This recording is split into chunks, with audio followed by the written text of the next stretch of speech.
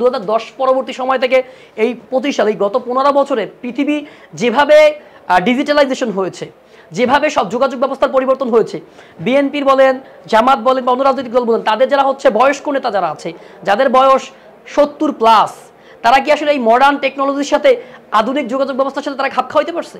তারা কি আসলে এই তরুণ প্রজন্ম, আমরা যেটাকে বলি জেনজি, এই জেনজির সাথে কি তারা আসলে কানেক্টেড? তারা কি ফিল করে? দেখুন, তারা আসলে পড়াশোনা করছে কিসে? তারা পড়াশোনা করছে কলমে খাতায়, হ্যাঁ, আর এখন পড়াশোনা করে মোবাইলে। তারা হচ্ছে গ্রামার শিখছে টিচারের কাছ থেকে, আর এখন ইংলিশ শিখে মোবাইল দেখে দেখে। তো এই যে জেনারেশনাল পরিবর্তন, এটা তো আসলে বিএনপি নেতা পরিবর্তন করতে পারে না।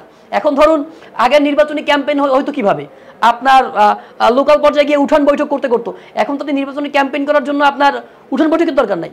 আপনি সোশ্যাল মিডিয়া একটা ক্যাম্পেইন করতে পারেন, ফেসবুকে একটা ভিডিও দিয়ে আপনি সেটাকে বুস্ট করে দেবেন, এরিয়া সিলেক্ট করে দিয়ে ওখানে আপনি নির্বাচনী ক্যাম্পেইন করতে পারেন। তো এই যে পরিবর্তন, জেনারেশনাল পরিবর্তন, এইগুলো যখন হচ্ছে স্থায়ী কমিটির মিটিং হয়, স্থায়ী কমিটি আপনি দেখবেন যে একজনের বয়স 75-এর নিচে আছে বলে আমি মনে করি না। আমার জানা নাই 75-এর নিচে আছে একজন, কারণ এরা তো ফেসবুক কি বুঝেই না। আমার তো মনে হয় না এদের একজনের ফেসবুক অ্যাকাউন্ট আছে, ইউটিউব কি ফেসবুক এরা বুঝেই না। তো যদি না বুঝে, তারা এই মডার্ন টেকনোলজি যদি না বুঝে, তারা এই ছাত্রদের সাইকোলজির সাথে, এই তরুণদের সাইকোলজি, তাদের যে মানসিকতা, তাদের সাথে আসলে খাপ খাওয়াতে পারবে না। আর যেহেতু বাংলাদেশে এখন যে আপনার 55% মানুষ হচ্ছে তরুণ, তো এই তরুণদেরকে আপনি কিভাবে তাদের সাথে মানে কোপ করবেন, তাদের সাথে কিভাবে হচ্ছে আপনি খাপ খাওয়াবেন?